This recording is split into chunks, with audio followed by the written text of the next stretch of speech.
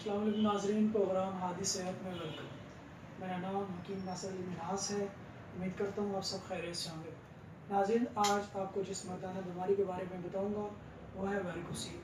Varicocele क्या है, इसके कितने ग्रेड्स होते हैं, इसके असबाब और अलामात क्या हैं और तिब में इसका इलाज क्या है। वेरिकोसील एक ऐसा मर्ज़ है जिसकी वजह से बहुत से मर्द बांझपन का शिकार हो जाते हैं और औलाद पैदा करने के काबिल नहीं रहते। नाज़रीन, जैसे कि आप जानते हैं कि मर्दों के अंदर टेस्टिकल्स मौजूद होते हैं, एक दाएं जानिब होता है, एक बाएं जानिब होता है। ये टेस्टिकल्स एक थैली के अंदर मौजूद होते हैं जिसे हम स्कॉटम कहते हैं। वेरिकोसील से मुराद टेस्टिकल्स के गिर्द जो स्कॉटम के साथ वेन्स होती है उनका फूल जाना है। स्कॉटम से मुराद इंसानी जिस्म की वो थैली है जिसमें टेस्टिकल्स मौजूद होते हैं। ये मर्ज ज़्यादातर लेफ्ट टेस्टिकल्स में होता है। वेरिकोसील की एक काफ़ी कम्प्लेक्स टर्म है। इंसान के रिप्रोडक्टिव सिस्टम में टेस्टिकल्स शामिल होते हैं।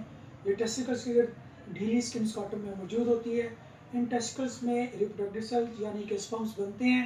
इन्हीं टेस्टिकल्स में टेस्टोस्टेरोन भी पैदा होते हैं। ये टेस्टोस्टेरोन अपने मसल्स की ताकत और सेक्सुअल कुव्वत के लिए इस्तेमाल होते हैं।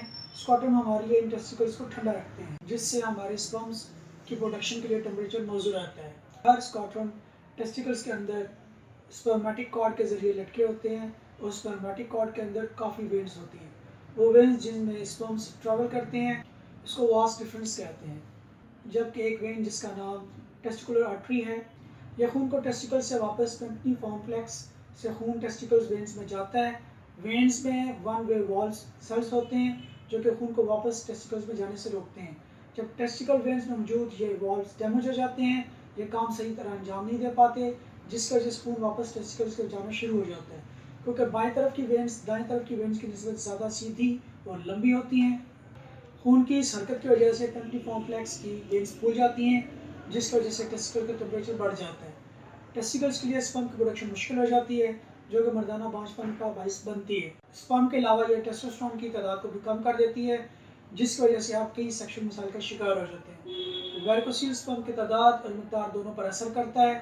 टेस्टिकल्स को एक खास मकसद के तहत जिस्म से बाहर रखा गया है क्योंकि इंसानी जिस्म का दर्जा हरारत ज़्यादा होता है, जबकि इसके मुकाबले में टेस्टिकल का दर्जा हरारत बाकी जिस्म से 1 से 2 सेंटीग्रेड कम होता है। नाज़रीन, आप बात करते हैं वेरिकोसील के ग्रेड्स के बारे में। वेरिकोसील के 5 ग्रेड्स होते हैं। सबसे पहले बात करते हैं ग्रेड 1 के बारे में।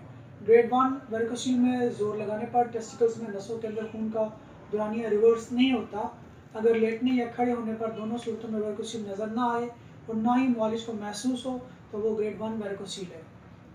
ग्रेड 2 अगर लेटने पर वेरिकोसील महसूस नहीं होता और खड़े होने पर वेरिकोसील महसूस होता हो तो वो ग्रेड 2 है। ग्रेड 3 अगर लेटने और खड़े होने दोनों सूरतों में वेरिकोसील महसूस हो तो वो ग्रेड 3 है। अगर वेरिकोसील की वेन्स में सोजन है, अगर लेटने या खड़े होने पर दोनों सूरतों में वेरिकोसील की जो वेन्स हैं अगर इनका डायमीटर 2 mm से ऊपर है वो वेरिकोसील ग्रेड 3 या 4 है। अगर वेरिकोसील में जोर लगाने पर टेस्टिकल में नसों के अंदर खून का दौरानिया रिवर्स होता है तो ये हायर वेरिकोसील के ग्रेड 3 या 4 में चला जाता है। ग्रेड 4 अगर लेटने और खड़े होने पर दोनों वेन्स नज़र आती हैं और हाथ लगाने पर महसूस होती हैं तो वो ग्रेड 4 है। ग्रेड 5 अगर टेस्टिकल का साइज़ छोटा हो गया तो इसको ग्रेड 5 कहा जाता है। ऐसी किसी भी सूरत में फ़ौरन अपने स्पर्म का टेस्ट करवाएं या फिर टेस्टोस्टेरोन लेवल चेक करवाएं। वेरिकोसील की मंदरजा झैल अलामात हैं टेस्टिकल्स में दर्द होना, टेस्टिकल्स में चुभन का होना, टेस्टिकल्स की थैली के नज़दीक सोजन, स्कॉटम के अंदर वेन्स का फूल जाना, टेस्टिकल्स का सिकुड़ जाना। इस बीमारी में खुशी के ऊपर एक उभार सा मालूम होता है जो नीचे से खुला हुआ और ऊपर से तंग और गिरादार होता है। मरीज़ चिड़चिड़ापन का शिकार हो जाता है, मरीज़ डिप्रेशन में चला जाता है। वह नाज़रीन, आप वेरिकोसील के असबाब के बारे में बात करते हैं। 15 से 30 साल के दरमियान मर्दों को वेरिकोसील होने के इम्कानात ज़्यादा होते हैं। जो मर्द ज़्यादा वज़न उठाते हैं उनको ये मर्ज ज़्यादा होता है। ज़्यादा वज़न उठाने से बाईजानिब की टेस्टिकल की वेन्स पर ज़्यादा इफेक्ट होता है। गुर्दे की खराबी, मैदे की खराबी, कब्ज़, बवासीर, खून का गाढ़ापन या खून में कोलेस्ट्रॉल का बढ़ जाना, तम्बाकू नोशी, सिगरेट नोशी, शराब नोशी। ऐसे लोग जिनको मोटापे की बीमारी होती है उनको ये मर्ज हो सकता है। वो लोग जो जिगर के किसी मर्ज में मुब्तला हो उनको भी ये बीमारी हो सकती है। नाज़रीन, वेरिकोसील की वजह से लो स्पर्म काउंट भी डेवलप हो जाता है। इस वजह से ओलिगोस्पर्मिया डेवलप हो सकता है और बाज़ औक़ात ऐसा भी होता है कि ज़ीरो स्पर्म काउंट यानी कि एज़ोस्पर्मिया भी डेवलप हो जाए।